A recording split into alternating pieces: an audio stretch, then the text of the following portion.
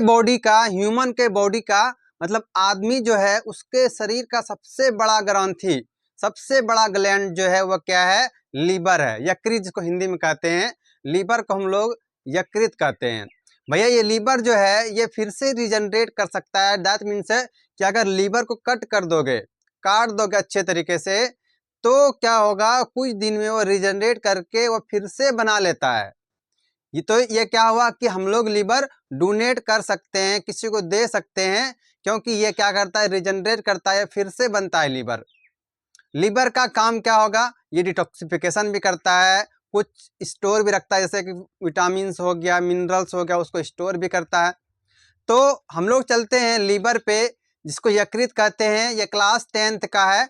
हम लोग जब डाइजेस्टिव सिस्टम पढ़े तो उसी का ये पार्ट है। उससे क्या होगा कि जब हम लोग भोजन खाते हैं तो उस समय पे कुछ एंजाइम, कुछ पित्त-रस यहाँ से भी आते हैं, जो कि गॉल ब्लैडर में रहता है स्टोर।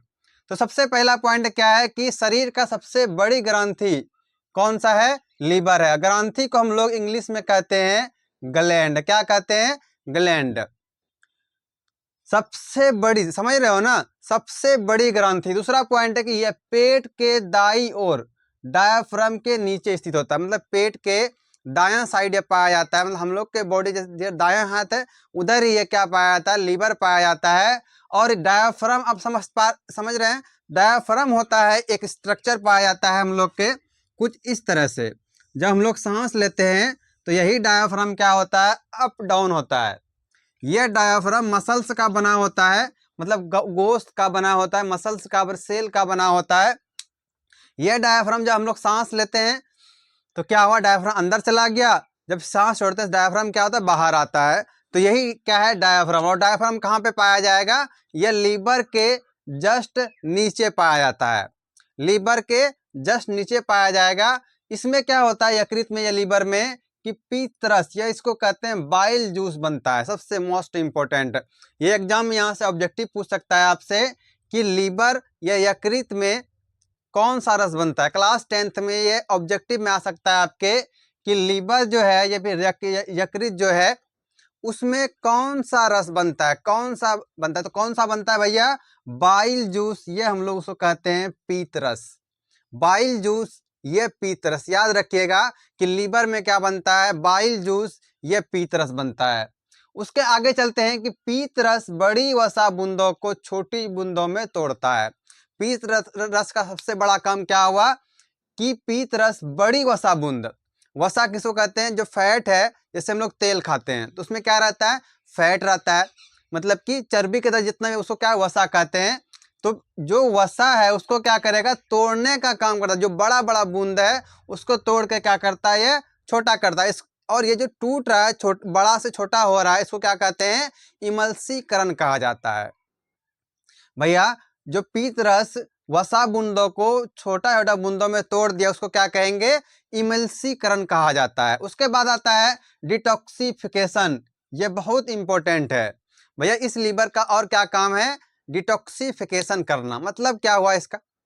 जैसे कि कोई भी जहरीला पदार्थ है, कोई भी हानिकारक पदार्थ है, ये कोई जहर किसी के ब्लड में चला गया, कोई जहर खा लिया, तो उस कंडीशन में क्या लीवर क्या करेगा? डिटॉक्सिफिकेट करता है। मतलब कि उसको वह काटने का काम करेगा। उस हानिकारक पदार्थों को, उस जहर को काटने का काम करता है। वह कौन करता है? डिटॉक्सिफिकेशन करता है। जैसे दवाई का रिएक्शन हो गया, तो जैसे दवाई रिएक्शन होता है तो लीवर क्या करता है? उसको कि हानिकारक पदार्थ को छांटने का काम करता है। तो जो छांटने का काम कर रहा है उसी को कहते हैं डिटॉक्सिफिकेशन। और लीवर का क्या क्या काम है? डिटॉक्सिफिकेशन का काम है।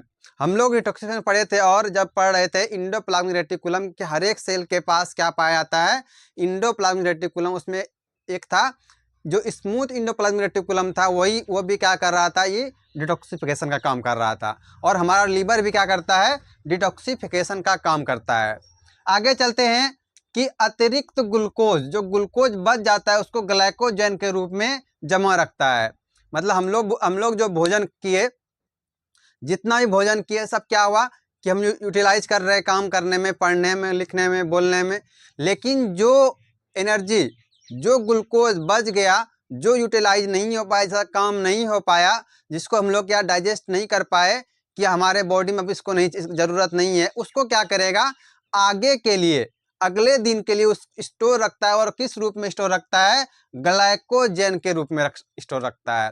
पहले किस में था, ग्लूकोज में था, ग्लूकोज को किस में बदल दिया, ग्लाइकोजन में, और ग्लाइकोजन को क्या करेगा, वो लीवर में स्टोर करके रखता है। विटामिन और खनिज, विटामिन का जैसे कि ए हो गया, डी, के, ये सब क्या है, विटामिन है, vitamin A, vitamin B, vitamin C, vitamin D, यही सब विटामिन है ना।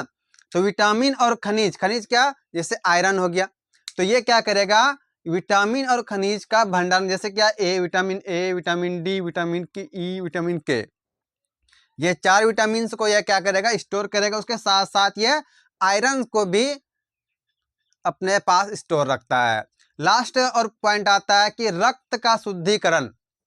रक्त का शुद्धिकरण का मतलब क्या हुआ कि जैसे ब्लड है, उसमें कोई डिटॉक्सिफिकेशन, कोई हानिकारक पदार्थ था, तो उस हानिकारक पदार्थ को ये बाहर निकालने का काम करता है, जो ब्लड में हानिकारक पदार्थ था। उसके साथ साथ यह क्या करेगा कि जो पित्त रस बना है वो गोल ब्लेडर में जाके स्टोर हो जाएगा।